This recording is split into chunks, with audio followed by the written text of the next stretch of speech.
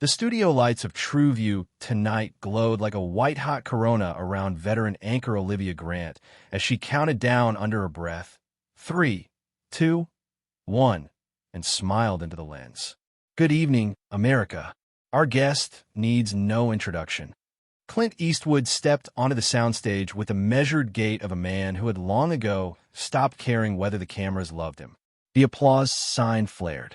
A few dozen hand-picked audience members clapped politely, unsure whether they were witnessing another affable victory lap interview with a Hollywood legend, or something far less predictable.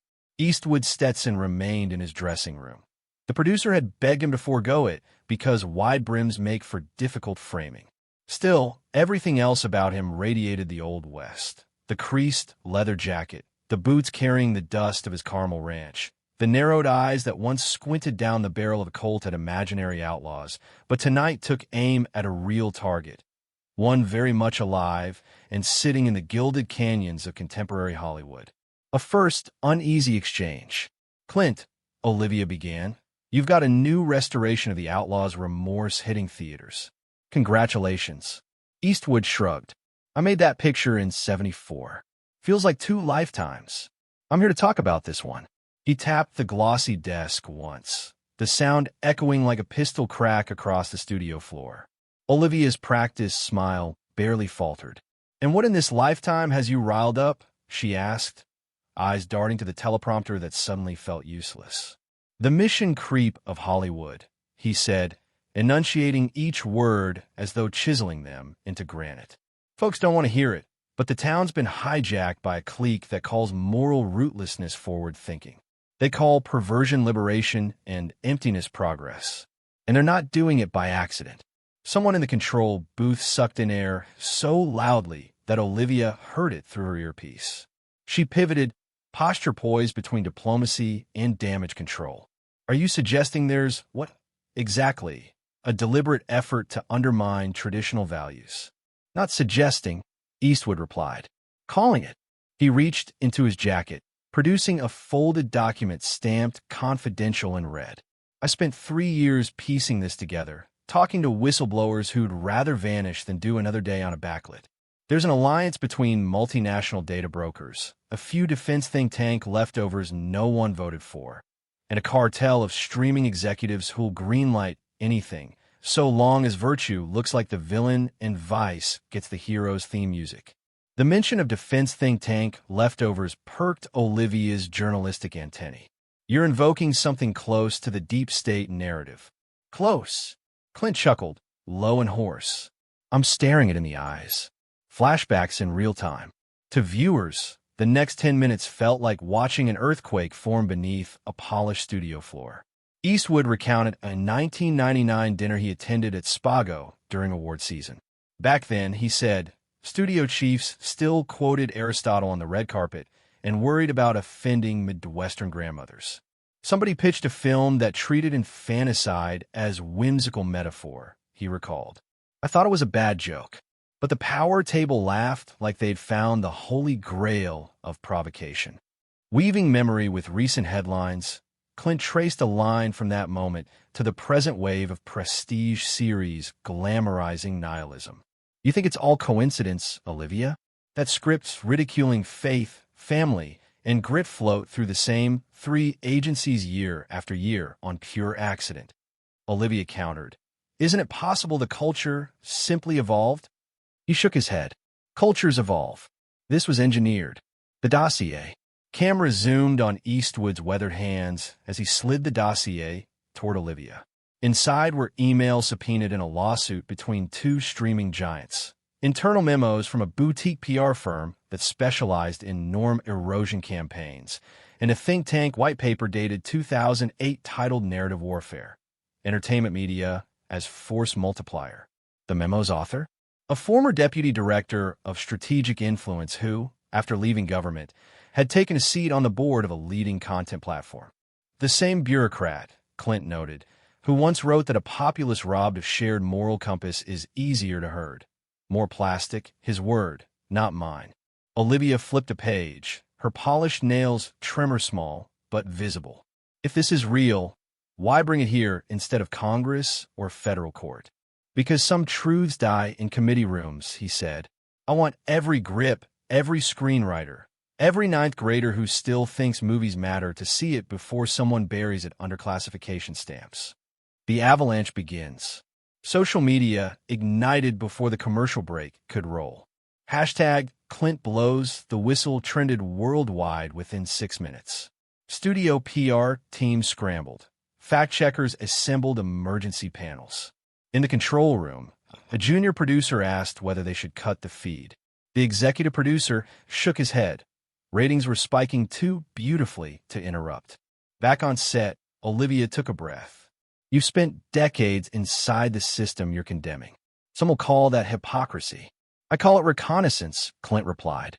I learned the map so I could warn folks where the landmines are buried. He spoke of silent rewrites, scripts handed confidentially to sensitivity engineers trained to invert moral cause and effect. He described algorithmic A/B testing proving that scenes mocking religion outperformed earnest portrayals among certain urban demographics, prompting executives to amplify ridicule for market share. Follow the spreadsheets, he said. They'll tell you which virtue to strangle next. A sudden revelation and a name. Olivia pressed, give me one name. Someone still active, still influential. Eastwood hesitated, not out of fear but caution. Then, Valerie Hardwick. The studio gasped. Hardwick, CEO of Colossus Studios, was at that very moment hosting a gala for homeless youth, live-streamed in soft focus across the city. She was also a former Department of Information Architecture analyst. The connection had always been rumored, never confirmed. Olivia's hand brushed her earpiece. Producers relayed legal warnings. We have no verification of that claim, she said. Yet, Clint answered. Check Schedule C of her 2009 disclosure forms. I did. Fallout in real time. Phone lines jammed with callers. Some hailed Eastwood as a principled guardian. Others labeled him a reactionary dinosaur pining for a mythical past. But the documents on Olivia's desk did not vanish once the cameras cut to commercial. They lay there, radiating potential scandal like plutonium. During break, a stage manager whispered that Hardwick's attorneys were en route. Olivia looked at Clint. If they sue, will you countersue? He sipped water. Better. I'll make a movie about the trial. Act 2. The deep state answers. Less than 48 hours later, Eastwood's ranch hotel phone rang at 4 a.m. A caller with a flattened mid-Atlantic accent warned him to cease distribution of stolen materials. Clint chuckled down the receiver. Tell your handler the Constitution didn't retire when I turned 95. He flew to D.C. within the week. Dossier expanded to 2 bankers' boxes. Independent Senator Lydia Raines agreed to hold a public hearing.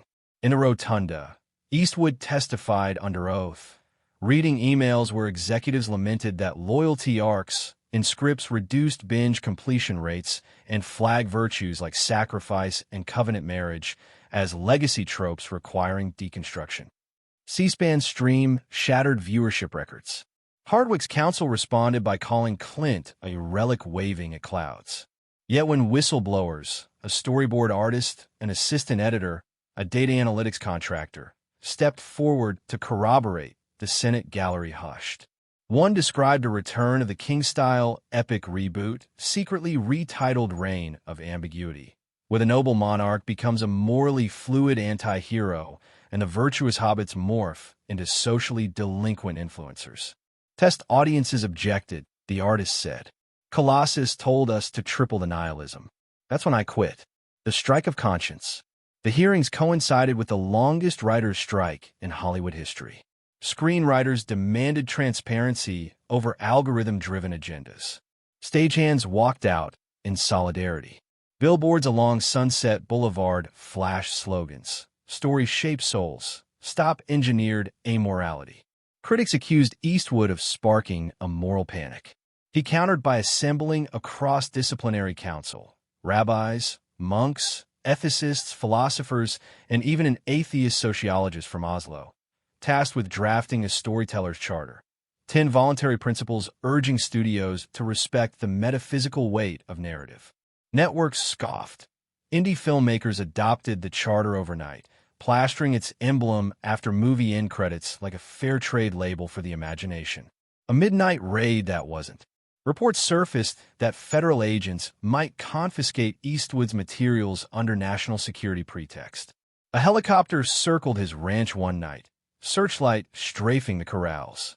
But the glare illuminated only rows of unpaid extras, ranch hands and neighbors, standing shoulder to shoulder, iPhone flashlights raised in defiance. The chopper drifted off into darkness, no warrant served. Climax on the Golden Sage stage. Awards season arrived. Colossus Studios, sensing reputational fracture, mounted a lavish campaign to rebrand its next flagship series as Values Positive. Meanwhile, the Academy offered Eastwood its Lifetime Insight Award, hoping to neutralize controversy with ceremony. He agreed to attend, but on his terms. At the televised gala, he walked on stage beneath a projection of Norman Rockwell's The Golden Rule.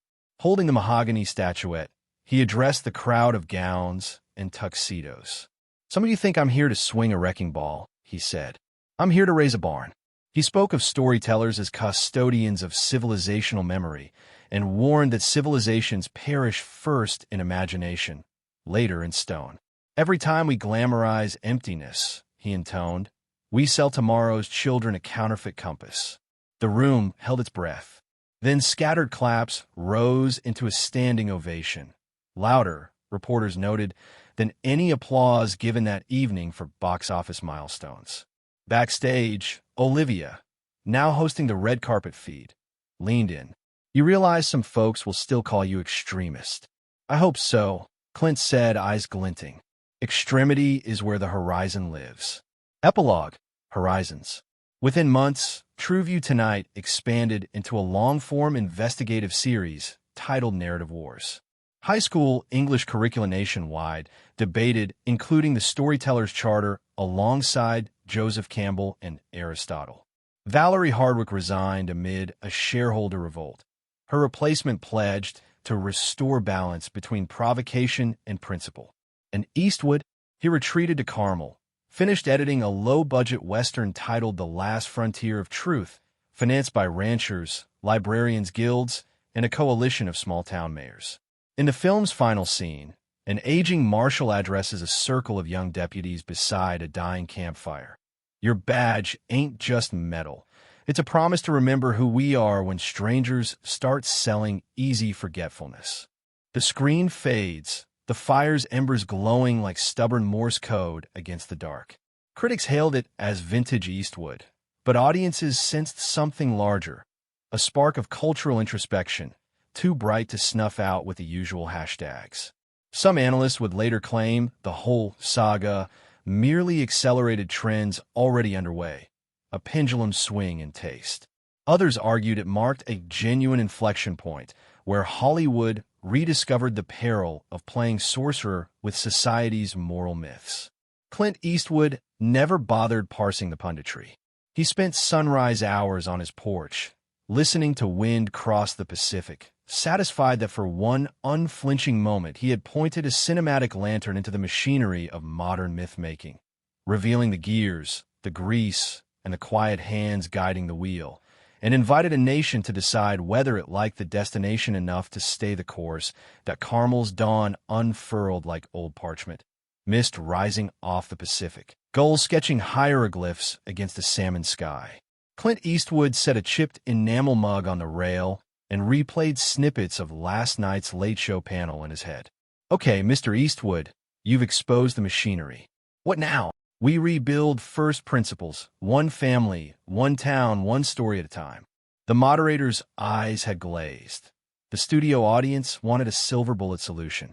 But Clint knew renewal worked the way a field heals after wildfire. Char first, then patient green. He glanced at a stack of letters delivered by neighbors acting as ad hoc couriers since he'd stopped trusting regular mail. Some were thank yous. Others begged for direction. How do we push back without becoming what we oppose? Where do we start? What does a traditional compass look like in practical terms? "Guess I owe them a map," he muttered and opened his leather notebook. Olivia returns. 2 weeks later, TrueView Tonight broadcast from Clint's porch. Olivia Grant sat opposite him, wind teasing stray strands of hair beneath her headset. The network wanted a pastoral follow-up. Clint wanted accountability. Last time we spoke, Olivia began, you lit a prairie fire under Hollywood. Ratings soared, hearings convened, pledges were signed. But ordinary families write me every day. Where do we go from here?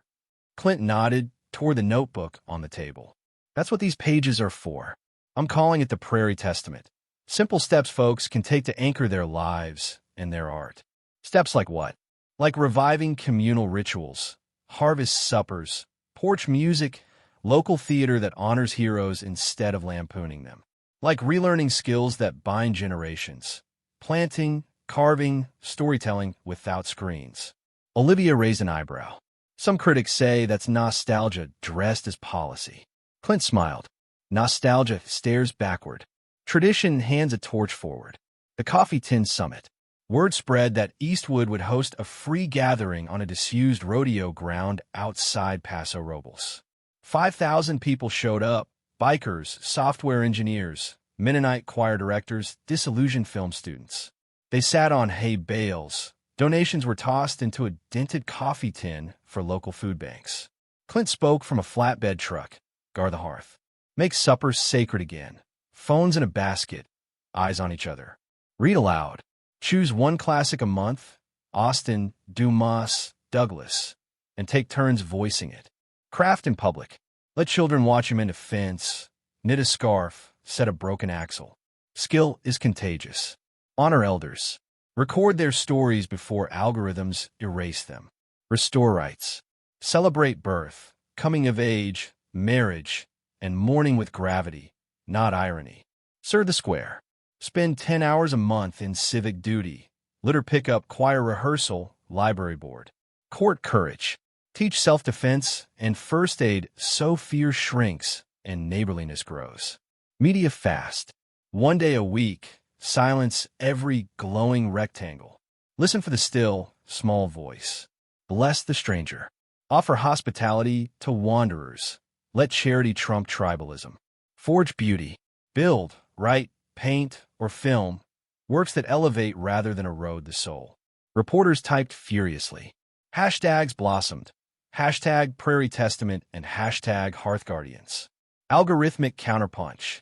Within days, trend model dashboards inside 3 major streaming companies flashed crimson. User segments tagged value-centric were churning at unusual rates. PR departments rolled out trad-positive promo reels featuring sudden scenes of respectful fatherhood in otherwise edgy series. Clint's camp called it decorative repentance. That term went viral. Memes showed a sinking ship with fresh paint reading "Family First" as water poured in through an unfixed hull. 5 letters from the road.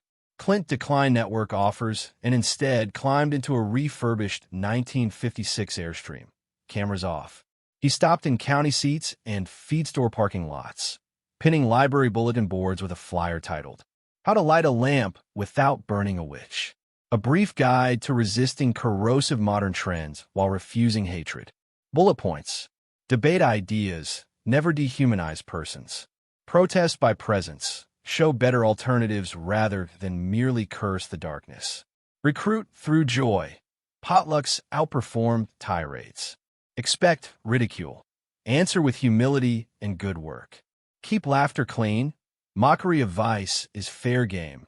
Mockery of inherent traits is off limits. Remember that every tradition was once a daring experiment in virtue. Steward it boldly, not fearfully. Grandmothers photocopied it. Youth group leaders folded it into hymnals that Hardwick's counterdocumentary. Valerie Hardwick, ousted but unbowed, financed a slick doc called Icons Rust 2 portraying Eastwood as a fear-mongering patriarch. Critics loved the cinematography but found the thesis thin. Interviews cherry-picked fringe supporters who called for book bans and dress codes, insinuating they spoke for the movement. Clint responded with 3 words posted on a plain website. Judge the fruit. Traffic crashed the server. The Ringwood Festival. In September, a coalition of small-town mayors organized the Ringwood Festival. 3 days of fiddle contests, public readings, barn-raising demonstrations, and panel talks on narrative ethics. Tickets cost a pledge of 8 volunteer hours in one's hometown. Eastwood opened day 2 with a keynote built around a single prop, a glass mason jar of prairie soil. A culture, he said, unscrewing the lid, is like this earth, binding minerals, memory, and mystery. If you remove the binding element, it crumbles into dust you can't shape. The deep state doesn't need to outlaw your values. It only needs to erode the binder, shared stories. So plant new ones. Fertilize old ones. And for heaven's sake, quit outsourcing your children's imagination to people who charge by the click. A brisk breeze scattered a pinch of soil across the stage boards. Visual metaphor delivered. That night the Ringwood bonfire rose 6 stories. Strangers sang hymns, sea shanties, and Marty Robbins ballads under the same plume of sparks. The Charter 2.0. In December, the original Storytellers Charter gained a companion. The Charter of Civic Praxis. Drafted by pastors, rabbis, agnostics, blacksmiths, coders, and 2 speech pathologists, it distilled the Prairie Testament into actionable pledges. I will sponsor 1 underfunded rite of passage each year. I will audit my media diet monthly with my family present. I will apprentice a younger neighbor in a life skill. I will memorize 50 lines of time-tested poetry by year's end. I will treat each household meal as a forum for moral storytelling. Hollywood reporters dismissed it as quaint. Wall Street took note when local theater subscriptions tripled in charter-adopting counties. Pushback without malice. Some supporters demanded harder lines, boycotts, blacklists, cultural quarantines. Clint convened them in a cedar hall near his ranch. I didn't set out to swap one orthodoxy for another, he told them. Tyranny with my banner color is still tyranny. Win hearts by shining, not by shoving. From that meeting emerged the candle rule. No tactic that you couldn't describe to a child while looking them in the eye. It became a litmus test. Organizations using intimidation lost the prairie emblem. Senate vote and swivel. The Senate, stung by voter mail, took up the Narrative Integrity Act, a narrow bill requiring transparency in algorithmic story engineering for platforms serving minors. Lobbyists predicted its demise. It passed 53 to 47 after tens of thousands of constituents, quoting the Prairie Testament, crash phone lines. Eastwood watched the roll call unspool in his living room. When the gavel dropped, he exhaled 1 syllable, good. Olivia's final special, Hood Fire Nation. A year to the day after the porch interview, Olivia marched through a Nebraska community center where 3 generations stitched quilts embroidered with lines from classic novels. She panned across a scene unimaginable 12 months earlier. Teenagers reciting Beowulf beside Iraqi refugees offering flatbread, while Marine veterans taught basic carpentry. Clint, grayer but unbowed, joined for the epilogue. Olivia asked, if you could leave viewers with one exhortation, one sentence, what would it be? He rested his hands on a pine workbench, eyes steady on the lens. Keep faith with the dead by living so well the unborn will thank you. The feed cut. The credits rolled over shots of lanterns rising into an indigo sky. Paper globes inscribed with the 10 prairie principles floating toward the clouds. Back in Carmel, Clint returned the coffee tin, now brimming with crinkled bills, to the Paso Robles food bank, no press in tow.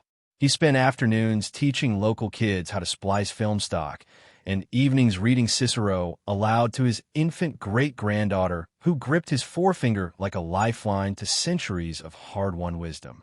He never claimed victory. He claimed vigilance.